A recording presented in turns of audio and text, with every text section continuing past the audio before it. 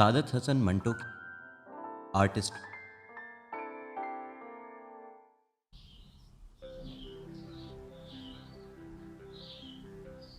जमीला को पहली बार महमूद ने बाग-ए जिन्ना में देखा। वो अपनी दो सहेलियों के साथ चहलकदमी कर रही थी। सबने काले बुर्के पहने थे मगर नकाबें उल्टी हुई थी।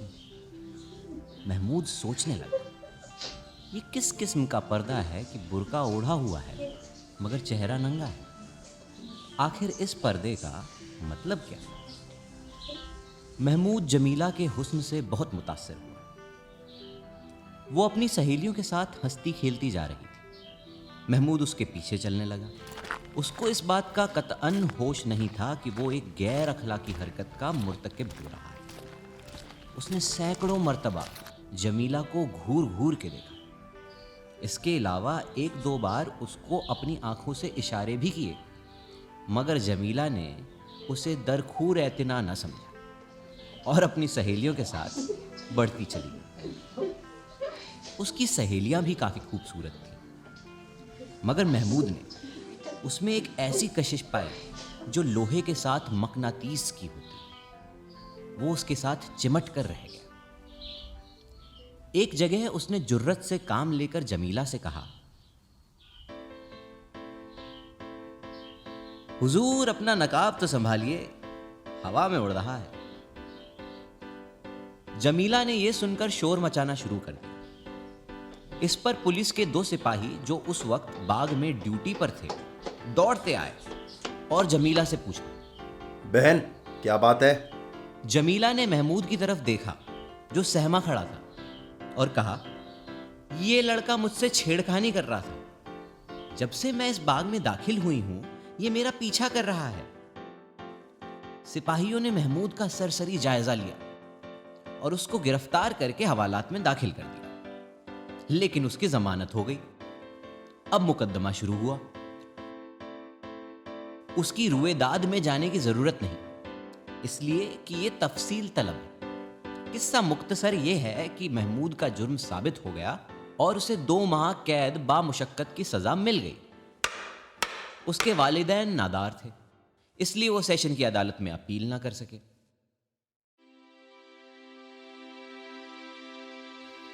महमूद सख्त परेशान था कि आखिर उसका कसूर क्या है।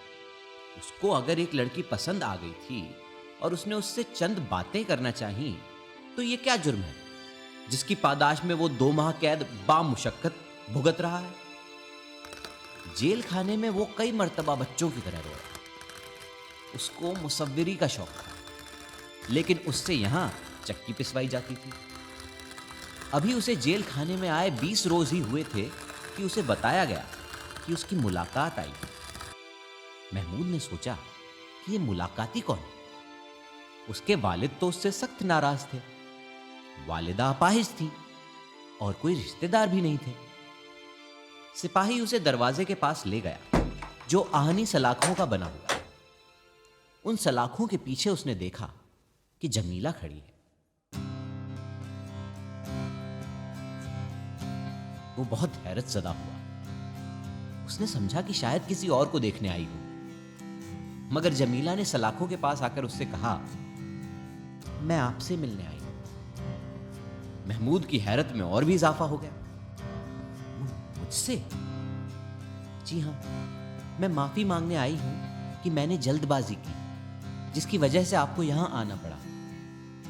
महमूद मुस्कुराया, हाय इस जूदे पशेमा का पशेमा होना। जमीला ने कहा, ये गालिब है? जी हां, गालिब के सिवा और कौन हो सकता है जो इंसान के जज्बात की तर्जुमानी कर सके। मैंने आपको माफ कर दिया लेकिन मैं यहां आपकी कोई खिदमत नहीं कर सकता इसलिए कि ये मेरा घर नहीं है, सरकार का है। इसके लिए मैं माफी का ख्वास्तगार हूं। जमीला की आंखों में आंसू आ गए। मैं आपकी खादिमा हूं। चंद मिनट उनके दरमियान और बातें हुई जो मोहब्बत के अहद पैमान थी। जमीला ने उसको साबुन की एक टिकिया दी, मिठाई भी पेश की। इसके बाद वो हर 15 दिन के बाद महमूद से मुलाकात करने के लिए आती रही। इस दौरान में इन दोनों की मोहब्बत उस्तवार हो गई। जमीला ने महमूद को एक रोज बताया, मुझे मौसीकी सीखने का शौक है। आजकल मैं खां साहब सलाम अली खां से सबक ले रही हूं। महमूद ने उससे कहा, मुझे मुसव्विरी का शौक है। मुझे यहाँ जेल खाने में और कोई तकलीफ नहीं। मशक्कत से मैं घबराता नहीं, लेकिन मेरी तबीयत जिस फन की तरफ माइल है उसकी तस्कीन नहीं। यहाँ कोई रंग है ना रोगन है, कोई कागज है ना पेंसिल, बस चक्की पीसते रहो। जमीला की आंखें फिर आंसू बहाने लगी। बस अब थोड़े ही दिन बाकी रह गए हैं, आप बाहर आए तो सब कुछ हो जाएगा। महमूद 2 माह की कैद काटने के बाद बाहर आया तो जमीला दरवाजे पर मौजूद थी। उस काले बुरके में जो अब भूसला हो गया था और जगह जगह से फटा हुआ था। दोनों आर्टिस्ट थे, इसलिए उन्होंने फैसला किया कि शादी कर लें।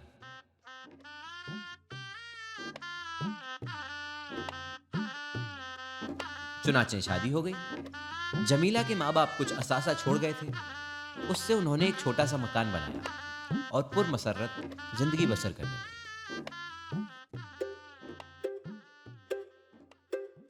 महमूद एक आर्ट स्टूडियो में जाने लगा ताकि अपनी मुसव्विरी का शौक पूरा करे। जमीला खां साहब सलाम अली खां से फिर तालीम हासिल करने लगी। 1 बरस तक वो दोनों तालीम हासिल करते रहे। महमूद मुसव्विरी सीखता रहा और जमीला मौसीकी। उसके बाद सारा असासा खत्म हो गया और नौबत फाकों पर आ गई। लेकिन दोनों आर्ट शैदाई थे। वो समझते थे कि फाके करने वाले ही सही तौर पर अपने आर्ट की मेराज तक पहुंच सकते हैं, इसलिए वो अपनी इस मुफलिसी के जमाने में भी खुश थे।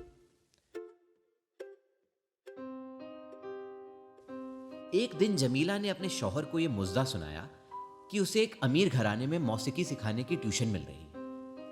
महमूद ने यह सुनकर उससे कहा, नहीं, ट्यूशन बकवास है, हम लोग आर्टिस्ट हैं।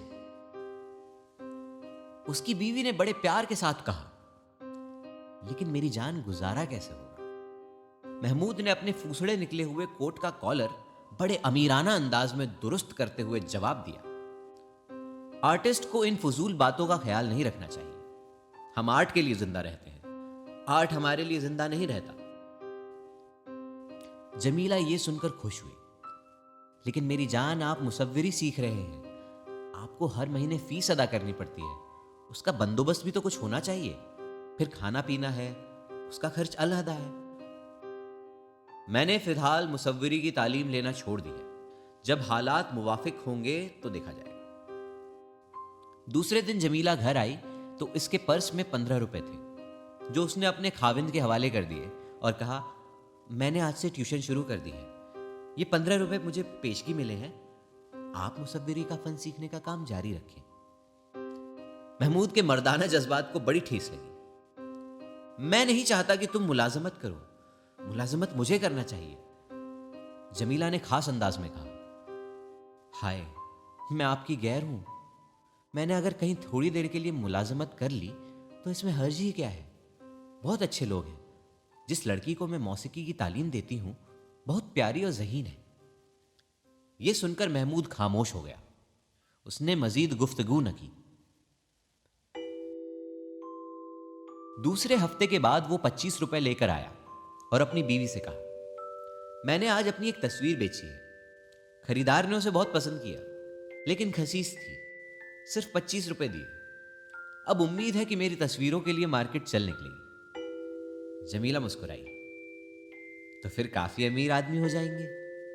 महमूद ने उससे कहा, जब मेरी तस्वीरें बिकना शुरू हो जाएंगी तो मैं तुम्हें ट्यूशन नहीं करने दूंगा। जमीला ने अपने खाविंद की टाई की गिरह दुरुस्त की और बड़े प्यार से कहा, आप मेरे मालिक हैं, जो भी हुक्म देंगे मुझे तस्लीम होगा। दोनों बहुत खुश थे, इसलिए कि वो एक दूसरे से मोहब्बत करते थे। महमूद ने जमीला से कहा, अब तुम कुछ फिक्र न करो, मेरा काम चल निकला है। 4 तस्वीरें कल परसों तक बिक जाएंगी और अच्छे दाम वसूल हो जाएंगे। फिर तुम अपनी मौसीकी की तालीम जारी रख सकोगी।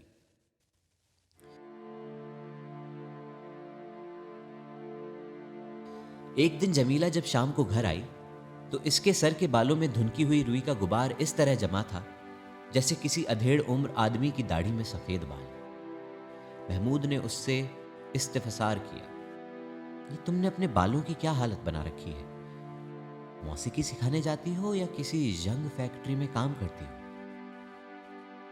जमीला ने, जो महमूद की नई रजाई की पुरानी रुई को धुनक रही थी, मुस्कुराकर कहा, हम आर्टिस्ट लोग हैं, हमें किसी बात का होश भी नहीं रहता।